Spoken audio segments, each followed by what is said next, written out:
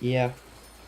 So, oh, okay, here, I opened that gate up, and I bought the AK-74U, and I think this is, personally, I think this is the best wall gun that you can get, because it's a pretty powerful gun, especially relative to the other guns, and you get a decent amount of bullets, and I really like this gun upgraded, actually.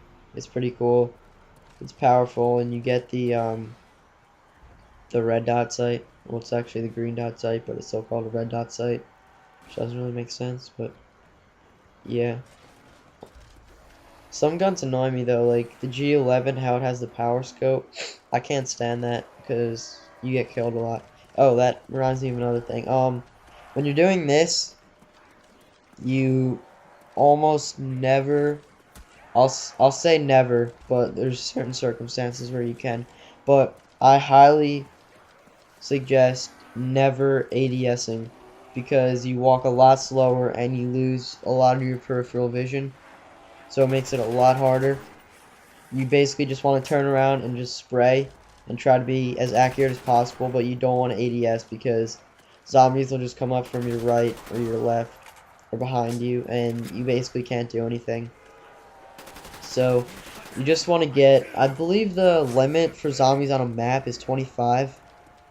So once you just kind of recognize that they're not spawning anymore and they're basically all following you, you can just turn around and blast them with your ammo and whatnot. And if you run out of ammo, you can go buy it, or if you're lucky enough to get a max ammo, or if you can get a death machine on these levels, then that's good. Or I think in a little while I'll buy claymores, and claymores are actually extremely powerful on the lower rounds. I don't really know exactly when they stop getting powerful, but like if you have them falling like this, you can just pull out a claymore, turn around, place one down really quickly, back up, and they'll all just keep following you and run right into it. And then you'll get the and they just basically all die. Like I watched like 20 of them die in an explosion. And fire sales are good, but they're also bad. Like I'll get them, but a lot of times I regret using them or getting them because I find that more often than not they don't really help you. Like I generally don't get anything good from a fire sale anyway. But also you see fire sale and then you say, "Oh, I want to run to the quick or I want to run to the closest box." So you basically lose sight of what's most important and then you just run to the closest box.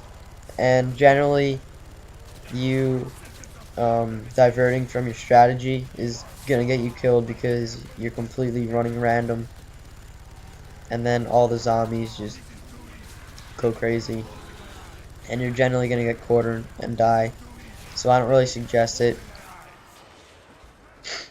Another thing you can do, which I'll do in a little while, is buy the PhD flopper. That's also another thing you can do if you're running low on ammo or whatever. Buy the PhD flopper and then as they're coming up the stairs just jump on them and kill them.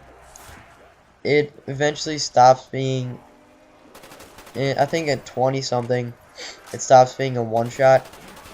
But yeah.